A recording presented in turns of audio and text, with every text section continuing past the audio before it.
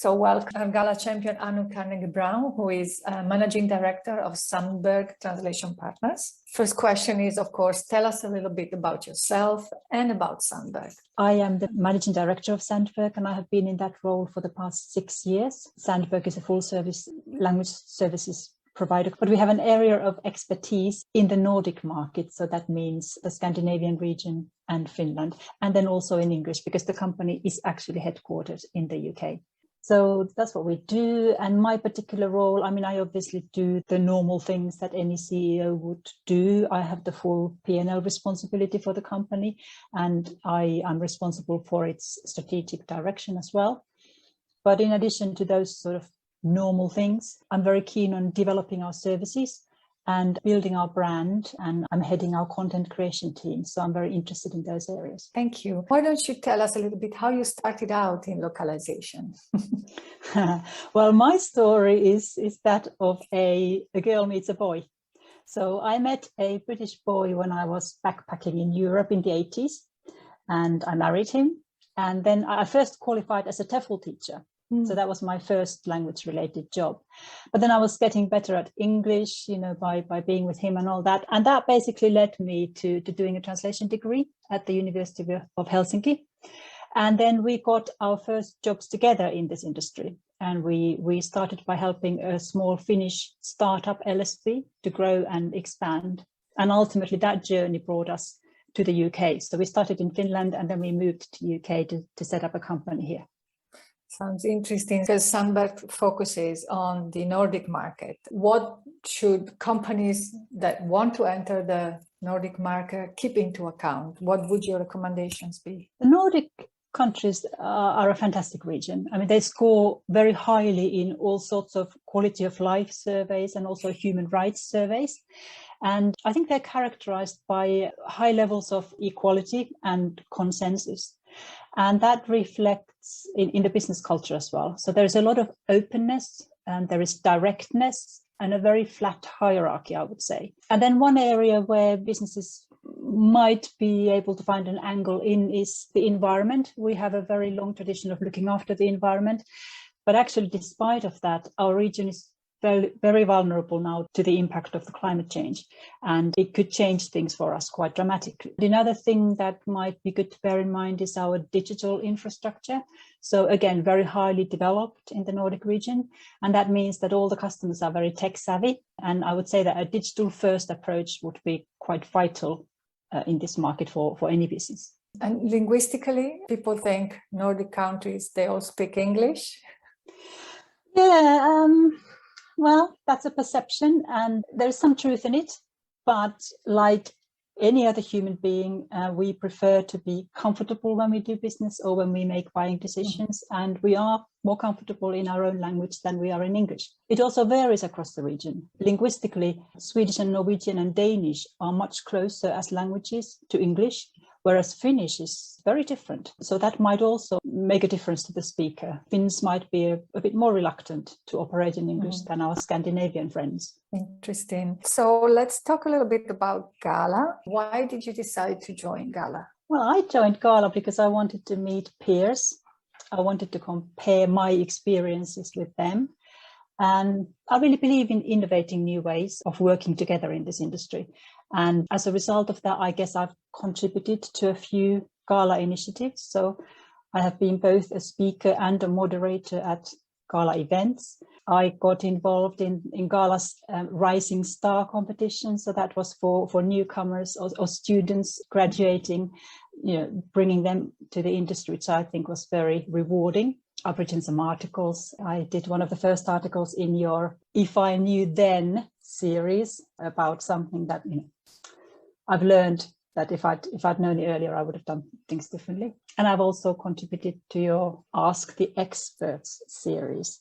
Yes. So I really enjoy this kind of sharing. I think it's got value, and I think an industry association is a very good platform to do it on. And you mentioned the Rising Star contest and participating in the Global Talent Sig event. How important are these kind of events and initiatives organized by an association like GALA? I think what industry associations like GALA can do is they can bring us together. Because otherwise, a lot of people think about these things and a lot of people want to make a difference and contribute. But if we don't have a platform like GALA, it's not very likely to happen. Mm-hmm. So I think that is the main task, to raise the awareness of these issues, to highlight the people who are keen to come and do something about them, and then facilitate that coming together. Mm-hmm, exactly.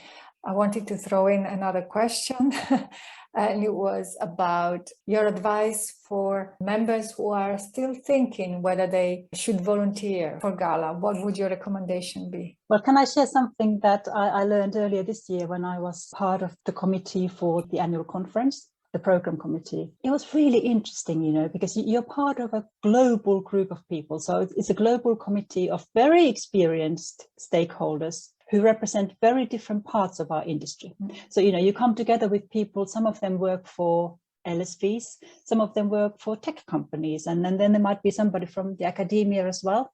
Then you come together and you look at an issue. Like in that case, we were looking at all of the proposals for the program for the event. And you talk with people and you compare ideas and you realize how differently people see things.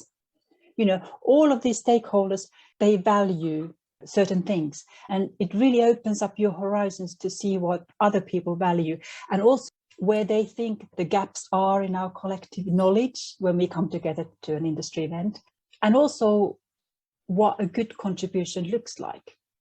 So it's really helpful, I think, in that way. And also I think you get to hear more honest views than you would ever see on social media, for example. Yeah, absolutely. That's what you called in an article, the power of peer pods. Let's talk accomplishments. Which accomplishments are you most proud of?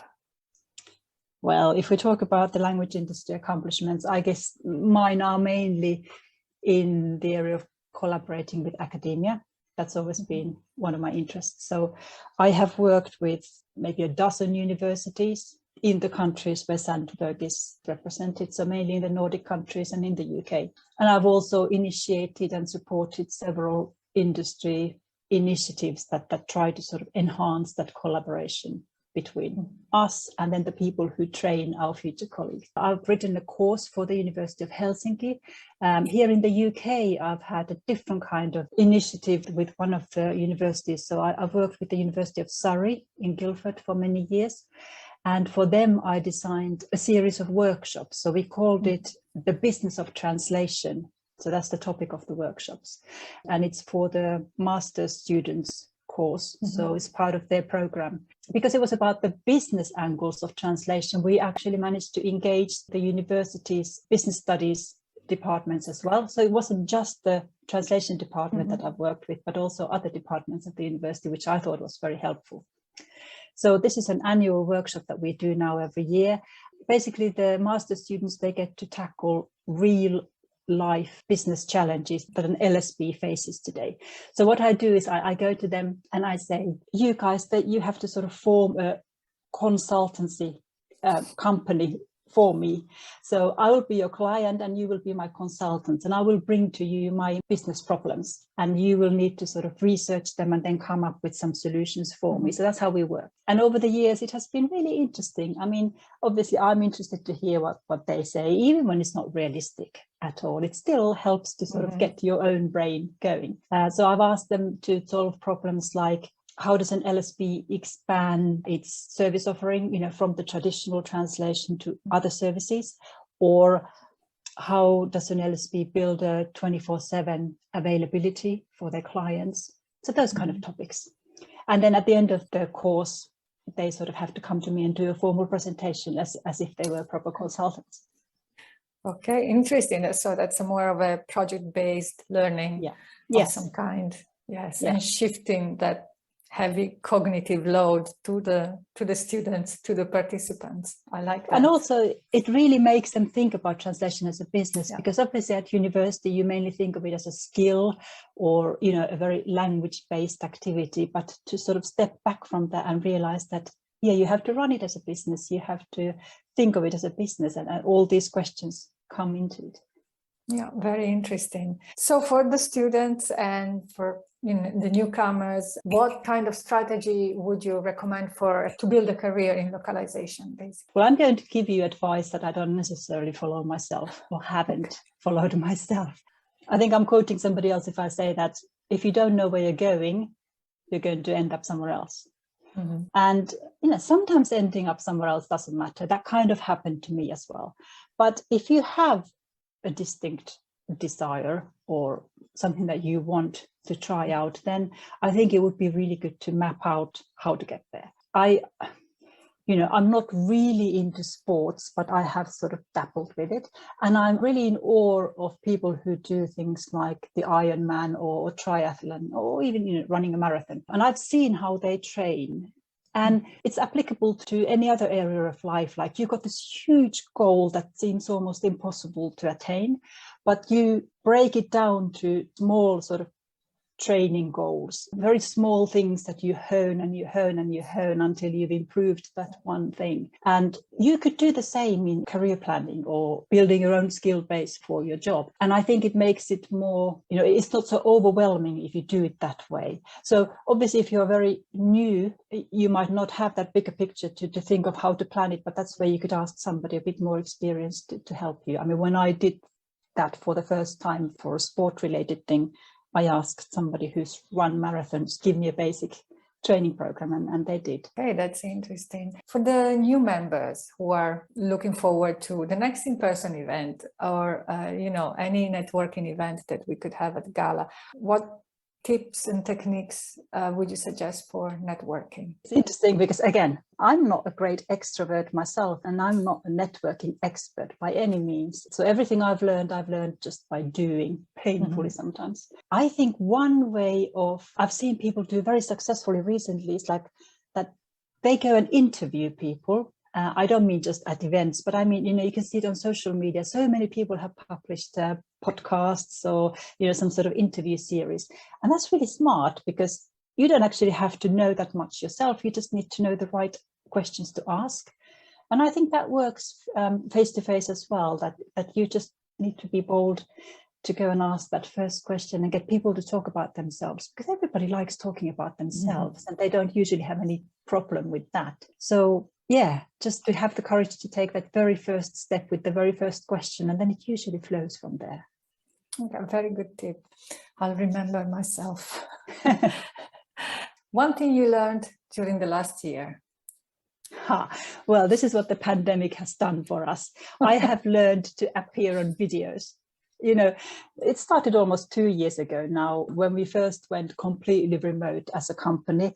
And, you had all of those worries about the pandemic. And I tried to keep our sort of company morale and spirit up by doing weekly regular video messages for our staff, which I'd never done it weekly before. So really pushing myself out of my comfort zone there.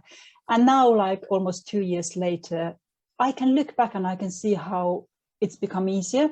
And it's not such a high threshold anymore to agree to an interview like this, for example. So I think that's what I've learned. I've learned to appear on camera, not worry about it so much, not be so precious about it, which I think is useful in this day and age and the way business has gone all online. Absolutely. Where do you find inspiration? People get so very deep about these things. My daughter gave me a diary for my birthday this year, and because she gave it to me, I sort of took it on as a challenge. So I now have this daily reflection. I keep a daily journal. It's not naturally me, really, but it's good. In the morning, you write down goals for the day, and at the end of the day, you see what you achieved and what you could have done better and all that.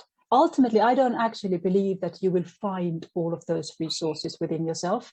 I really do believe that you need to look outside of yourself as well. So I like a true Finn, I like going out and spending time in nature. I like going for walks, either by the sea or in the forest as well. That's really good for the soul, I believe. So there's kind of quiet times for reflection. And then another thing is to listen to other people. I mean, maybe listen to people who work in other fields, not within our own industry, but listen to people who love their work.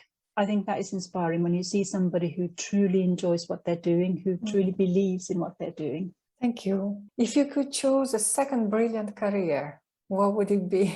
When I was in my mid-30s, I spent around 3 years working on a career pivot, which didn't happen in the end, and that's why I'm here. But I went back to university and I started a part-time course in fine art.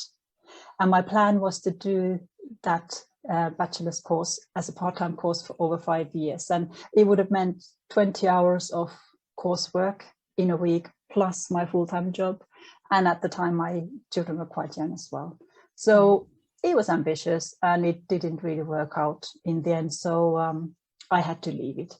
But what it did for me, it was really good because I got to push my talent, I guess, a little bit.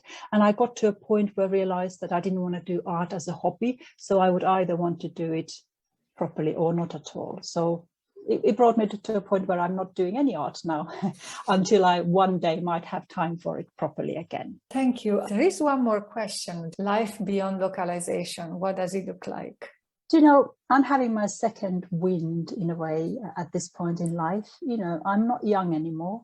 And I always thought that, you know, when you're in your mid-50s, you will be very settled. You know, you paid all of your mortgage and, you know, you're financially secure and your children have found their place in life and everything is easy and calm and settled. Well, that's not true at all. So I've had big upheavals in my personal life in the past couple of years. And actually, that's okay. I'm kind of embracing this second chance or second start, if you like.